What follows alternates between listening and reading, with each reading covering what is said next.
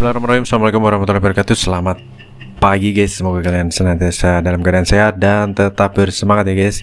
Jadi di kesempatan kali ini saya akan melakukan unboxing dan tes untuk sebuah kartu grafis seperti yang tampak di layar. Di sini saya memiliki kartu grafis dari MSI GeForce GTX 1050.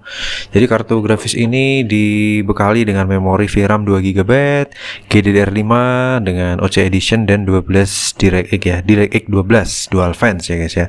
Jadi ini seri dual fan dari MSI GTX 1050. Dan tentunya saya rasa sih agak rare juga sih untuk dapetin kartu grafis ini. Serinya GeForce GTX 1050 2GT OCV1 ya. Jadi di tes awal sudah saya tes kartu ini ya, performanya hampir mendekati si 1050 Ti ya. Namun tentunya di sini karena dia hanya dibekali VRAM 2GB tapi memiliki performa yang benar-benar kencang. Mantul jibul seperti itu guys. Ini untuk produk specification-nya. Oke, kita buka untuk boxnya ya guys ya. Baik. Pertama di sini kita bisa lihat langsung unitnya diamankan dalam foam berwarna putih. Kita cek dulu kelengkapannya yuk guys. Kita cek dulu kelengkapannya, kita keluarkan semua. Pertama-tama tentunya di sini ada static bag ya. Static bag dengan dari MSI ini, static bag khas dari MSI seperti ini ya. Setelah box bagian dalam, box pelindung bagian dalam ada static bag, kemudian ada quick user guide ya, user manual ini seperti poster modelnya, kemudian ada thank you card, kemudian ada DVD ya, kemudian kartu garansi dari Alfa Arta Andaya, dan kita lihat ada kwitansi pembeliannya di sini per bulan 6 2018 karena garansi 2 tahun sudah berakhir di 2020 dan nota pembeliannya masih di angka 2,7 juta jos. Oke. Kita skip di sini saja, kita lihat unitnya guys. Kita lihat unit dari kartu grafis ini ya, MSI GTX 1050 2GB GDDR5 mulus skin slong berwarna hitam putih khas dari seri GT ya, dual fan, heatsink berwarna chrome dan masih sangat kinyis-kinyis untuk PCI Express 3.0. mantap ya. Dan kartu ini ada logo MSI di bagian atas ya, ornamennya ciri khas dari seri GT ya, seperti ini GT MSI. Kemudian ini heatsinknya berwarna chrome dan high quality komponen tentunya, tanpa memerlukan pin power tambahan, jadi super hemat daya pastinya untuk kartu grafis ini ya guys ya, super duper hemat daya. Oke, di bagian portnya sendiri kartu ini memiliki 3 buah port, yaitu 1 buah display port, 1 buah HDMI port dan 1 buah DVI port. Jadi mantap jiwa, mantul jiwa kinclong guys. Di bagian belakang kartu ini masih utuh untuk segel dari ala pabrikannya, MSI warranty void if remove, dan segel dari Arta Andaya per bulan 6 2018 sesuai ya.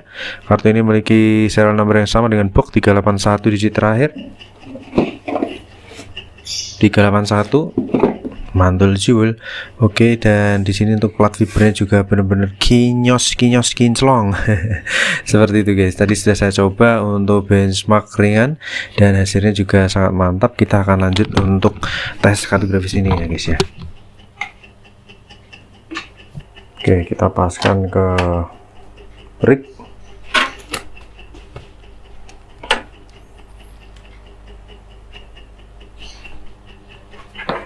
Oke, jadi di sini kita akan pasang di PCI Express 3.0 tentunya, PCI Express 3.0 ya. Kita pasang agak lurus guys.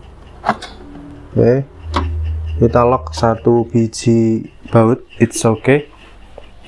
Kita pindah ke sini terlebih dahulu. Ini akan saya zoom ya. Jadi kita menggunakan port HDMI. Kita menggunakan port HDMI.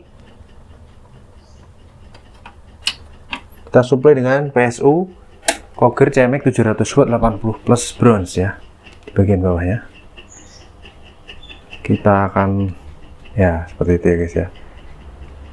Kita fokuskan, kita nyalakan, bismillahirrahmanirrahim.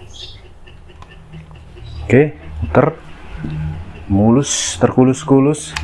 Kita lihat putaran kipasnya mulus terkulus-kulus ya, ciamik soro. Kita lanjut menuju ke display guys. Sudah tampil ya display. sudah masuk ke Windows. Oke, kita taruh di sini. Kita hilangkan dulu terlebih dahulu zoomnya, kita turunkan.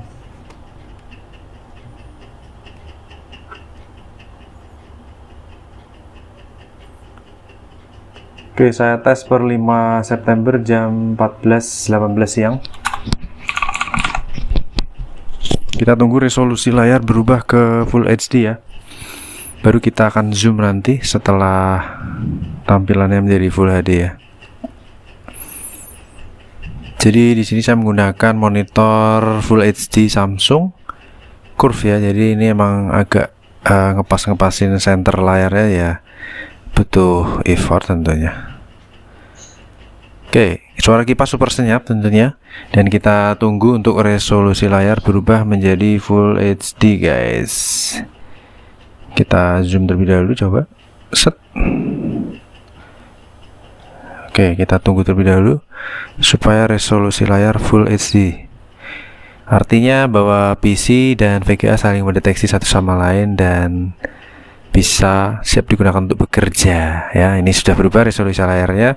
Kalau teman-teman yang ada speaker itu ada suara kelunding gitu, atau seperti waktu PC mendeteksi sebuah hardware baru begitu. Nah, sudah pas enter, kita buka software pendukungnya terlebih dahulu.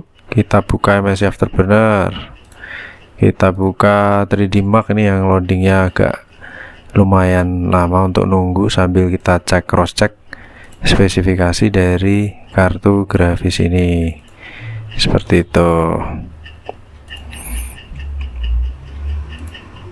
Oke, sudah terload semua, GPU saya terload. Kita load up di website guys. Kita intip di website bagaimana performa kartu grafis ini. Saat ini posisi suhu di angka 36 derajat Celcius ya untuk suhu kartu grafisnya. Dengan 35 derajat Celcius ini merupakan suhu terendah saat ini, suhu idle. Oke, untuk MSI Afterburner kita pastikan sudah terload dulu ya 36 derajat, karena untuk on screen display-nya kita membutuhkan MSI Afterburner. Kita pilih seri yang multiple grafik yang ini ya.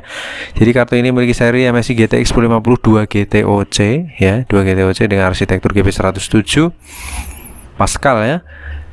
Kemudian teknologi 14nm, jadi sudah cukup hemat daya, subvendor dari MSI. Render tekstur mappingnya di 32/40 dengan shader 640 core di DirectX 12 dengan interface 16 kali 3.0. Kemudian kartu ini memiliki GDDR5 Samsung 2GB 128 bit dengan speed bandwidthnya di 112.1 GB per detik. Transistornya ada 3300 million ya, 3300 million, mantap. Kemudian kartu grafis ini sudah bisa menggunakan driver terbaru tentunya ya, di Windows 10 64 bit. Ini yang terdeteksi yang kompatibel itu versi 457.51 seperti itu guys, auto by system ya, sudah WHQL signature-nya.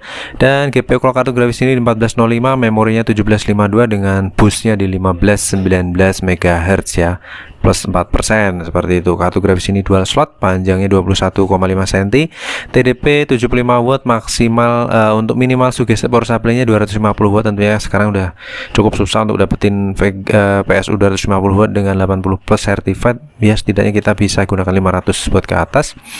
HDMI sudah 2.0 dan DisplayPort 1.4A ya. Power konektornya tidak perlu power konektor, jadi super duper hemat daya.